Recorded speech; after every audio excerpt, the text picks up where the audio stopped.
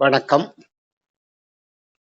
திறமைந்து புலமை பரிசில் பரீட்சை 2025 என்னுடைய ஆசிரியர் பி அம்பிகவாகன் என்னுடைய சூம் வகுப்புகளில் இலவச சூம் வகுப்புகளில் இணைந்து கொள்வதற்காக மாணவர்கள் முதலில் நான் வழங்குகின்ற வினாக்களிலிருந்து நான் கற்பிக்கின்ற வினாக்களிலிருந்து 3 வினாக்களுக்கு தெளிவாக விடை விளக்கம் வழங்கிவிட்டு இணைந்து கொள்ள வேண்டும்.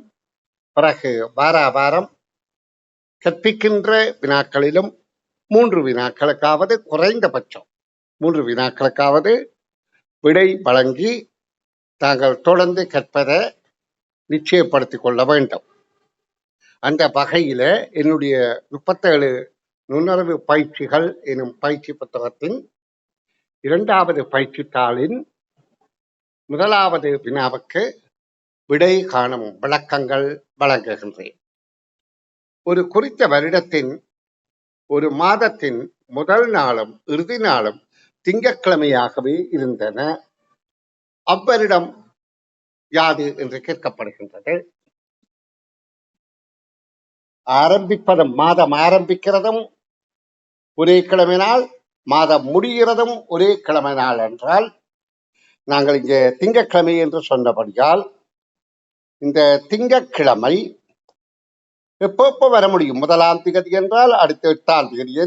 மாதம் ஆரம்பிக்கிறது 1ஆம் தேதி. 8க்கு அடுத்தது 7 கூட்டினா 15, அடுத்தது 22, அடுத்தது 29. அதாவது ஒரு மாதத்துல 28, 29, 30, 31 நாட்கள் இருக்கும் என்பது உங்களுக்கு கையை முசி பிடிச்சு பார்க்க தெரியும்.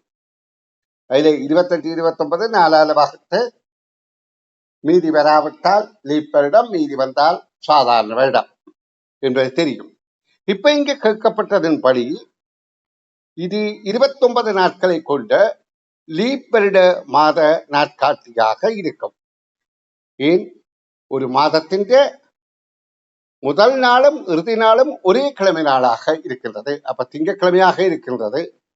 அப்ப திங்கள் 1ஆம் தேதி 29 திங்களாக இருக்கிறது என்றால் 29ஆம் தேதியுடன் மாதம் முடிவடைகின்றது. அப்ப லீப் வருடமாக இருக்கும். 4ஆல் வகுக்கும் போது மீதி வராத வருடம் தான் லீப் வருடமாக இருக்கும். இதை 4ஆல் வகுத்தால் மீதி வராது. 2வது 4ஆல் வகுத்தால் 1 மீதி வரும். அடுத்தது 4ஆல் வகுத்தால் 2 மீதி வரும். ஆகவே இதற்கான விடை 1வது விடை என்பதை கவனத்தில் கொள்ளுங்கள். இவற்றை பார்த்து விளங்கி இந்த வினாக்களை ஒரு வைட் போர்டில் எழுதி இதற்கு விடையளிக்கிற வைட் போர்டு எழுதி மாக்கரால விடையளிக்கிற முறையே நீங்க விளக்கமாக தாருங்கள். அப்போ உங்களோட கற்ற உங்களை இந்த குரூப் வாக்கில் சேர்த்துக் கொள்வேன்.